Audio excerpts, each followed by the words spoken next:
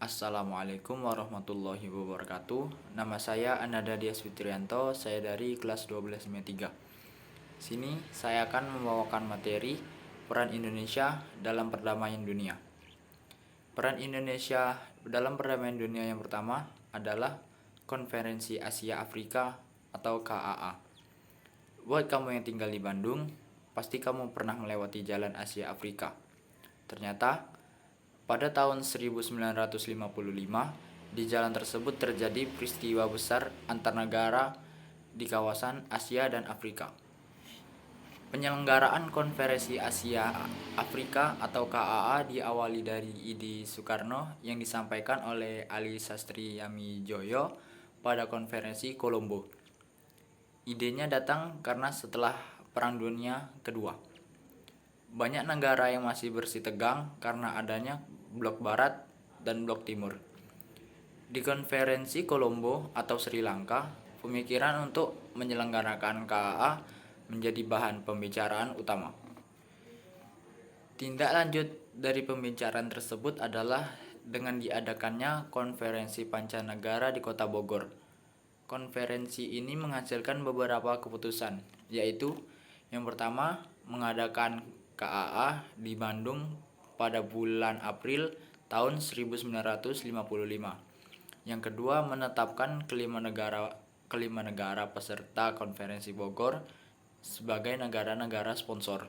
Yang ketiga, menetapkan 25 negara Asia, Afrika yang akan diundang.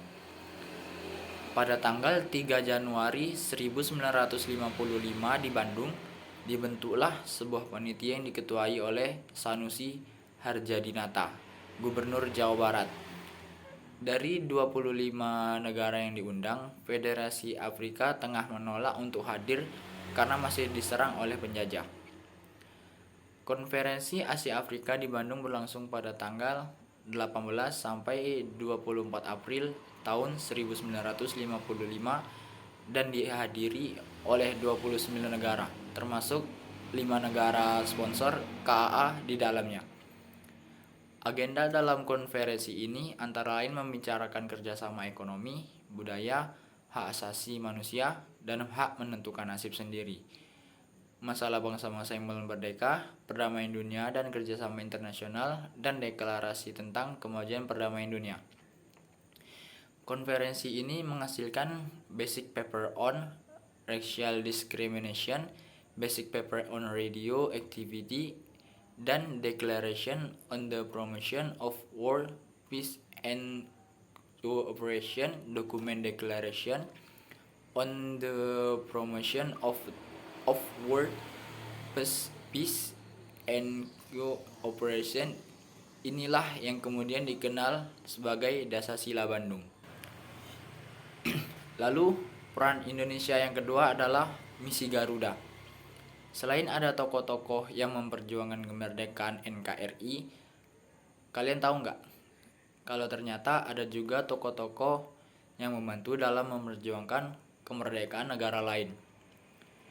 Mereka-mereka itu tergabung dalam kontingen Garuda atau pasukan Garuda. Pasukan ini terdiri dari TNI dan Polri yang ditugaskan sebagai pasukan perdamaian di negara lain. Ide awal munculnya pasukan ini karena adanya konflik di Timur Tengah pada 26 Juli 1956. Saat itu Inggris, Prancis, dan Israel melancarkan serangan gabungan terhadap Mesir sehingga menimbulkan perdebatan di antara negara-negara lainnya. Dalam sidang umum PBB, Menteri Luar Negeri Kanada Lester B. Pearson mengusulkan agar dibentuk pemulihan perdamaian di Timur Tengah. Usul ini disetujui dan pada tanggal 5 November 1956, Sekretaris Jenderal PBB membentuk United Nations Emergency Forces atau UNEF. Indonesia pun menyatakan kesediaannya untuk bergabung dalam UNEF dengan mengirimkan misi Garuda 1 sampai misi Garuda. Menurut data Kementerian Luar Negeri pada Senin 21 Maret 2016, Indonesia menjadi pemeliharaan perdamaian PBB dari 124 negara. Saat ini pemerintah Indonesia telah menugaskan 2.843 personel TNI dan Polri yang bertugas di 10 misi pemeliharaan perdamaian PBB. Kontribusi pasukan Indonesia ke misi pemeliharaan PBB merupakan wujud pelaksanaan mandat konstitusi yang mengamanatkan Indonesia untuk ikut melaksanakan ketertiban dunia. Selain itu, pengiriman pasukan ini sebagai sarana peningkatan kapasitas dan profesionalisme personel TNI dan Polri. Kayaknya cocok nih nyanyi Garuda di dadaku bagi pasukan Garuda saat bersiap. Lalu yang ketiga, peran yaitu Deklarasi Juanda. Deklarasi Juanda dicetuskan oleh Perdana Menteri Juanda Kartawijaya pada tanggal 13 Desember tahun 1957. Deklarasi ini dilatar belakangi oleh tuntutan pimpinan Departemen Pertahanan Keamanan RI tahun 1955 yang merasa hukum laut Indonesia saat itu tidak menguntungkan kepentingan wilayah Indonesia. Hukum laut Indonesia saat itu berdasarkan ZEE EN Maritim Kringin Ordonansi atau Ordonansi Laut dan Daerah Maritim pada tahun 1939 dari Belanda. Kebijakan tersebut dapat membuat kapal-kapal asing masuk ke wilayah Indonesia dan mengambil sumber dayanya. Akhirnya, melalui Deklarasi Juanda dinyatakan bahwa laut teritorial Indonesia berjarak 12 mil laut diukur dari garis-garis yang menghubungkan titik terluar dari pulau terluar. Deklarasi Juanda kemudian dikukuhkan melalui Undang-Undang Nomor 4 tahun 1960 dan melahirkan konsep wawasan Nusantara. Agar diakui oleh negara lain, deklarasi ini juga diperjuangkan dalam forum internasional melalui Konvensi Hukum Laut atau lebih dikenal dengan UNCLOS atau United Nations Convention on the Law of the Sea yang diadakan oleh PBB. Deklarasi Juanda baru dapat diterima di dunia internasional setelah ditetapkan dalam Konvensi Hukum Laut PBB yang ketiga di Montego Bay atau di Jamaika pada tahun 1982. Berdasarkan hasil konvensi tersebut, Indonesia diakui sebagai negara dengan asas negara kepulauan. Setelah diperjuangkan sekitar 25 tahun, akhirnya pada 16 November 1994 dengan persetujuan dari 60 negara, hukum laut Indonesia telah diakui oleh dunia internasional. Indonesia harus berterima kasih kepada Profesor Dr. Mokhtar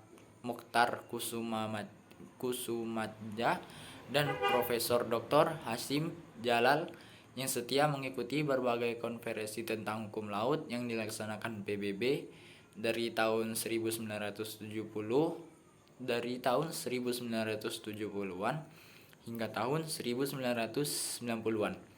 Berkat mereka, kedaulatan wilayah laut Indonesia bisa diakui internasional. Dan peran Indonesia yang keempat adalah Gerakan Non-Blok atau GNB.